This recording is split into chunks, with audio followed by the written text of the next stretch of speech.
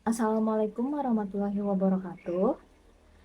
Yang terhormat Profesor Dr. Hajah Ida Farida MPD, selaku dosen pengampu mata kuliah evaluasi pembelajaran bahasa Indonesia. Perkenalan, kami dari kelompok 7 akan mempresentasikan laporan hasil soal uji coba bahasa Indonesia kelas 7. Saya Rifda Nurul Ijrihar, selaku moderator yang akan memandu presentasi kali ini. Di sini saya tidak sendirian, melainkan bersama ketiga rekan saya, yaitu Salsabila Nur Afifah, Najma Salisa Nur Agnia, dan Tanti Yuniar.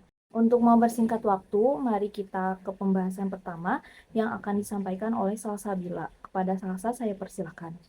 Baik, terima kasih kepada moderator. Selanjutnya ada reliabilitas tes. Reliabilitas tes adalah kestabilan skor yang diperoleh dari orang yang sama ketika diuji ulang dengan tes yang sama pada situasi yang berbeda. Menurut Hanifah 2014, suatu tes dikatakan reliable jika hasil tes sama pada seseorang, walaupun telah diadakan pengetesan ulang pada waktu yang berbeda. Sebuah instrumen dikatakan reliable jika instrumen tersebut secara konsisten menghasilkan data relatif sama dengan kondisi berulang. Lalu bisa kita lihat pada tabel tersebut ada nilai dan keterangan. Nilai 0,20 itu sangat rendah, 0,20 sampai 0,40 itu rendah, 0,40 sampai 0,70 itu sedang, 0,70 sampai 0,90 itu tinggi, 0,90 sampai 100 itu sangat tinggi. Lalu di sini ada reliabilitas tesnya, yang dimana rata-rata sama dengan 12,20, simpang bakunya 3,61, korelasi X-nya sama dengan 0,71, reliabilitas tesnya sama dengan 0,83. Berdasarkan hasil anates yang didapat dari reliabilitas tes adalah 0,83, yang artinya masuk pada kategori tinggi. Lalu ada kelompok unggul dan ansor. Menurut Fiska et al. 2021, pada software anates tersebut, peserta didik yang memiliki kemampuan tinggi dan yang rendah dapat dilihat pada bagian kelompok unggul dan ansor. Pembagian kelompok tersebut yaitu dibedakan sebesar 27%, yang terdiri dari 27% kelompok unggul dan 27% kelompok ansor. Dapat kita lihat hasil analisisnya dari tabel tersebut, di mana karena siswa yang kami gunakan di sini ada respondennya 25, maka 27%-nya adalah 7. Jadi hasil analisis memperlihatkan ada 7 peserta didik kelompok unggul dan 7 peserta didik lainnya masuk kelompok asor. Terima kasih kepada Salsa. Pembahasan selanjutnya akan disampaikan oleh Tanti. Kepada Tanti, saya persilakan. Daya pembeda soal merupakan indikator penting dalam penilaian kualitas soal tes. Daya pembeda diukur untuk menilai kemampuan soal dalam membedakan antara peserta tes yang memiliki kemampuan tinggi dengan peserta tes yang memiliki kemampuan rendah. Daya pembeda soal juga merupakan kemampuan suatu soal untuk membedakan antara peserta tes yang berkemampuan tinggi dan peserta tes yang berkemampuan rendah. Konsep ini penting karena apa? Karena soal yang baik harus mampu mengidentifikasi perbedaan kemampuan di antara peserta. Nah, yang pertama ada indeks daya pembeda. Menurut Hanifah 2014, nilai daya pembeda dinyatakan melalui indeks daya pembeda. Nilai indeks ini berkisar antara -1 sampai +1, di mana nilai mendekati +1 menunjukkan soal sangat baik dalam membedakan peserta berkemampuan tinggi dengan rendah. Yang kedua, nilai mendekati 0 menunjukkan soal kurang baik atau tidak mampu membedakan. Nah, yang ketiga, nilai negatif menunjukkan soal lebih banyak dijawab benar oleh peserta berkemampuan rendah, yang merupakan indikasi soal yang buruk. Lalu yang kedua ada proses perhitungan. Nah, untuk menghitung daya pembeda, data diambil dari 25% kelompok peserta dengan kemampuan tertinggi dan 25% kelompok dengan kemampuan terendah. Nah, dari data yang ada, yang pertama, kelompok atas adalah peserta dengan kemampuan tinggi. Yang kedua, kelompok bawah adalah peserta dengan kemampuan rendah. Lalu yang ketiga ada kriteria pemilihan soal. Nah, berdasarkan indeks daya pembeda, kriteria pemilihan soal adalah sebagai berikut. Yang pertama, koefisien lebih dari 0,30 soal diterima tanpa revisi. Yang kedua, koefisien 0,10 sampai 0,29 soal direvisi agar lebih baik. Yang ketiga, koefisien kurang dari 0,10 soal ditolak. Selanjutnya ada contoh analisis. Dari hasil analisis tersebut, nah yang diberikan dalam tabel, misalnya contoh untuk butir soal nomor 1. Kelompok atas 7, kelompok bawah 6, beda 1, indeks daya pembeda atau persen 14,29%. Nah, berarti ini menunjukkan bahwa soal nomor 1 memiliki indeks daya pembeda 14,29%, yang menurut kriteria pemilihan soal ini perlu direvisi. Karena apa? Karena berada di kisaran 0,10 sampai 0,29. Lalu ada berikut interpretasi dari hasil analisis beberapa butir soal. Yang pertama, soal 3 memiliki indeks daya pembeda 57,14%, sehingga soal ini diterima tanpa revisi. Yang kedua, soal ke-8 memiliki indeks daya pembeda 85,71%, sehingga soal ini juga diterima tanpa revisi. Yang ketiga, soal 12 memiliki indeks daya pembeda 28,57%, sehingga soal ini perlu direvisi. Lalu materi selanjutnya ada mengenai tingkat kesukaran soal. Nah, tingkat kesukaran soal merupakan salah satu aspek penting dalam evaluasi kualitas soal ujian, di mana memahami dan mengukur tingkat kesukaran membantu dalam memastikan bahwa soal-soal ujian tidak terlalu mudah atau terlalu sulit, sehingga dapat memberikan penilaian yang adil dan akurat terhadap kemampuan peserta tes.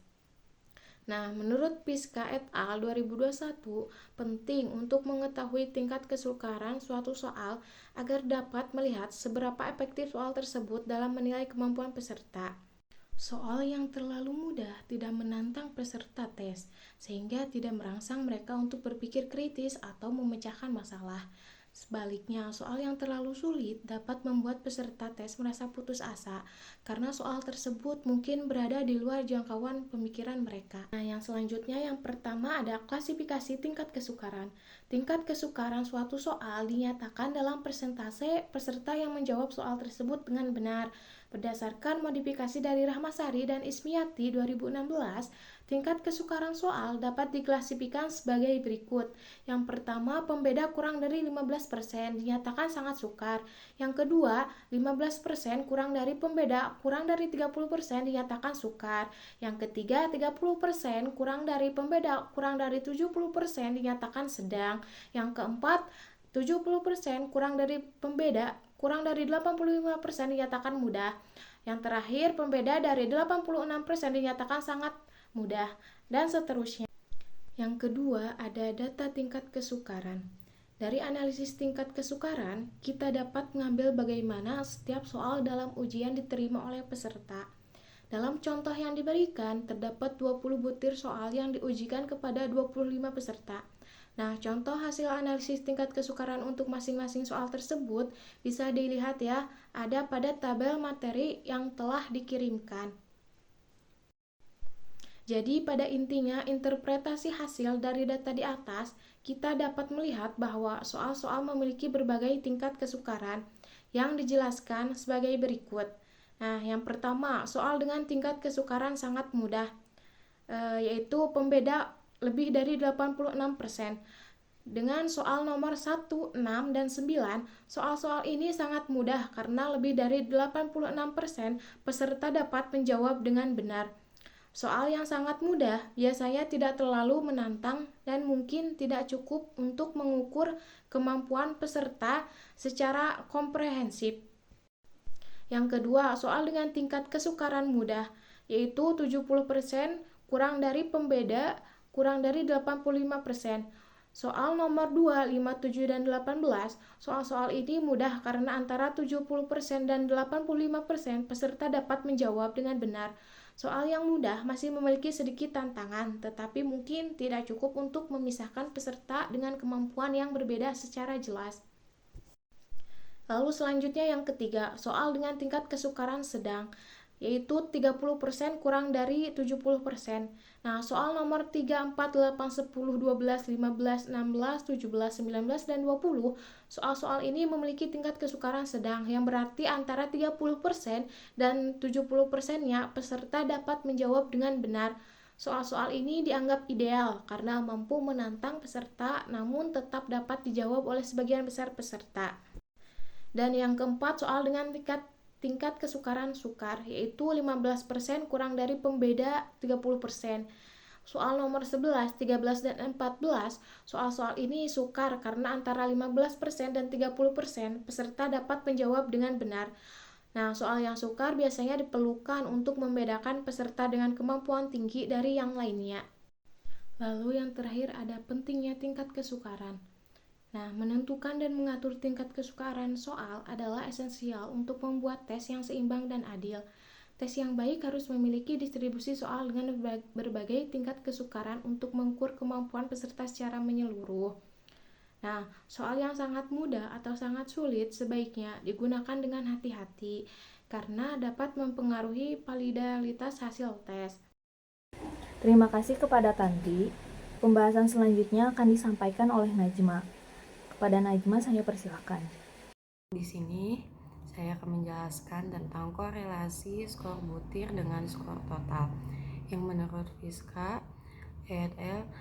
2021 pada software Anates Validitas bisa dilihat pada korelasi skor butir dengan skor total yang dibagi menjadi dua kategori, yaitu signifikan atau soal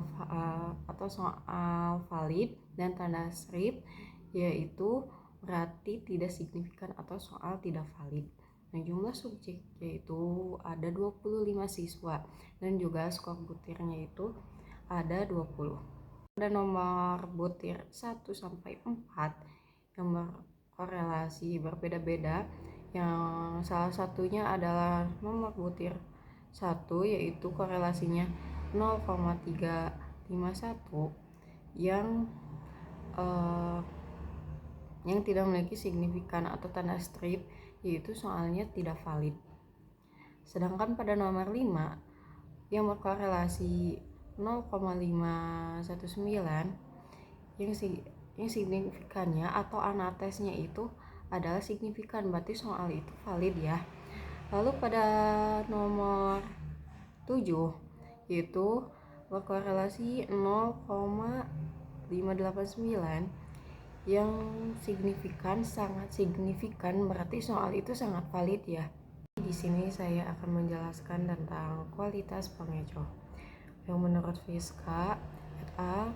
Yaitu pada 2021 pengecoh yaitu pilihan jawaban yang salah yang berfungsi untuk mengecoh peserta didik yang belum memahami konsep dalam pembelajaran dengan baik.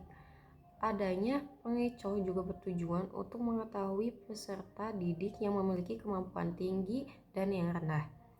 Setiap opsi pada butir soal dikatakan berfungsi apabila bertanda strip 1 yaitu kurang baik, plus 1 yaitu baik, dan plus 2 sangat baik. Sedangkan untuk yang tidak berfungsi bertanda strip 1, strip 3 yaitu sangat buruk.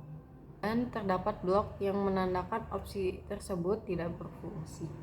Nah, balik lagi pada jumlah subjeknya yaitu 25 siswa dan juga butir soalnya ada 20. Pada nomor butir 1, jawaban yang sebenarnya itu adalah A, yaitu ada tanda bintang, itu adalah jawabannya yang sebenarnya.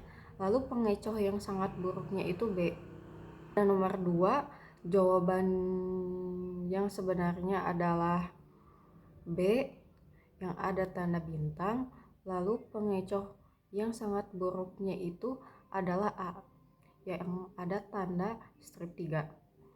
Lalu ada juga pada soal butir nomor 3,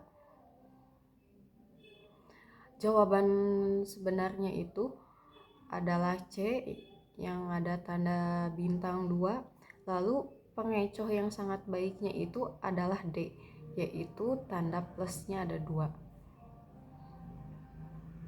Begitupun juga pada nomor 4. Nomor 4 itu jawaban yang sebenarnya adalah B yang tanda bintang 2, lalu pengecoh yang baiknya adalah A yaitu +1, dan pengecoh yang buruknya itu adalah D yang tanda strip 2.